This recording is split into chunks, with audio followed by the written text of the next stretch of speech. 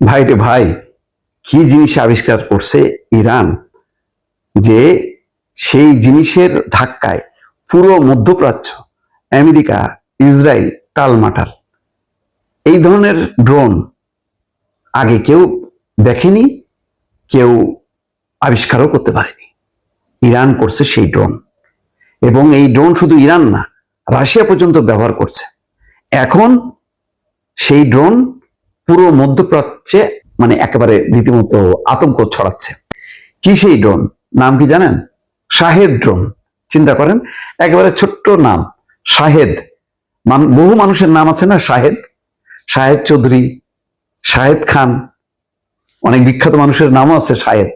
সেই Shahed drone এখন বলা হচ্ছে ইউক্রেনের পর এবার মধ্যপ্রাচ্যের আকাশে আতঙ্ক ছড়াচ্ছে ইরানের শাহেদ ড্রোন। তার মানে ইউক্রেনে এটা ব্যবহার করছে রাশিয়া, ইরান থেকে নিয়ে। এক একটা ড্রোনের দাম হচ্ছে $50,000। সেটা রাশিয়া ইরান থেকে কিনে নিয়ে সেটা ইউক্রেনে আতঙ্ক ছড়াইছে। এমন ভয়াল শব্দ এবং ভয়াল আঘাত যে রীতিমতো মনে যেন একটা ভূমিকম্প হয়ে গেছে।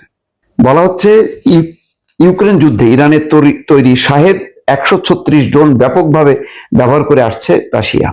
সেই ড্রোন এখন মধ্যপ্রাচ্যে বিভিন্ন লক্ষ্যবস্তুতে আঘাত হানতে ব্যবহার করছে ইরান। $50,000 মূল্যের এই ড্রোন গুলো ইঞ্জিনের কর্কশ শব্দের জন্য আলাদা করে চেনা যায়।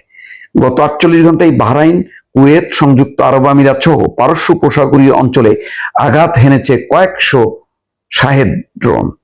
যুক্তরাষ্ট্রের আঞ্চলিক মিত্রদের উপর চাপ সৃষ্টি এবং ভয় দেখাতে তেহরান এই কৌশল নিয়েছে। বাহরাইন থেকে পাওয়া একটা ভিডিওতে দেখা গেছে রাতের আধারে একটা ডেল্টা উইং ড্রোন ঘাস কাটার মেশিনের মতো কর্কশ শব্দে একটি বহুতল ভবনের দিকে ধেয়ে আসছে এবং সজোরে সেটি আঘাত হেনেছে। এতে ভবনের ব্যালকনি দিয়ে জ্বলন্ত ধ্বংসাবশেষ পড়তে দেখা যায়। সম্ভবত অ্যাপার্টমেন্টটি সরাসরি আঘাত থেকে রক্ষা পায়নি।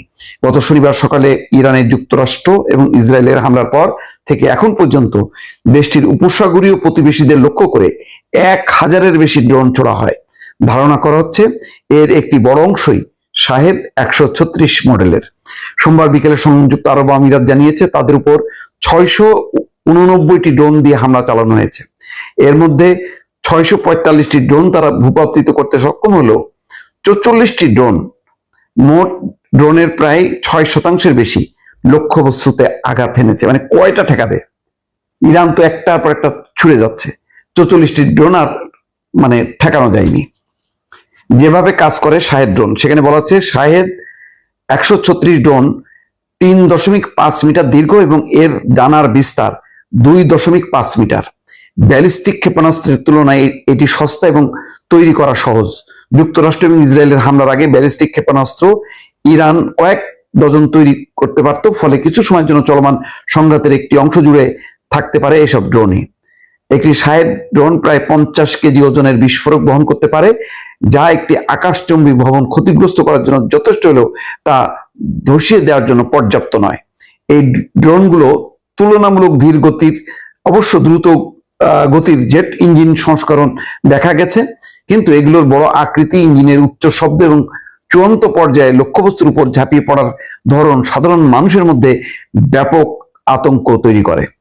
বাহরাইন থেকে পাওয়া দ্বিতীয় একটি ভিডিওতে স্পষ্ট দেখা গেছে মার্কিন নৌবাহিনীর 5ম ফ্লিটের সদর দপ্তরের ঠিক উপর দিয়ে একটি ড্রোন, ডেল্টা উইং ড্রোন উড়ে যাচ্ছে। ড্রোনটি সফলভাবে নিচের দিকে নেমে একটি রাডার ডোমে আঘাত হানে এবং এটি ধ্বংস করে দেয়। তার এটা একেবারে পুরো বিল্ডিং উড়াই দেবে তা না, কিন্তু এর শব্দ, ঘাস কাটার মেশিন যেমন কর্কশ একটা শব্দ, ভয়ঙ্কর শব্দ, সেই শব্দে আত্মারাম খাঁচা ছাড়া হয়ে দেয়। সেই ড্রোন এখন ব্যবহার করছে শাহেদ 136 নাম এর।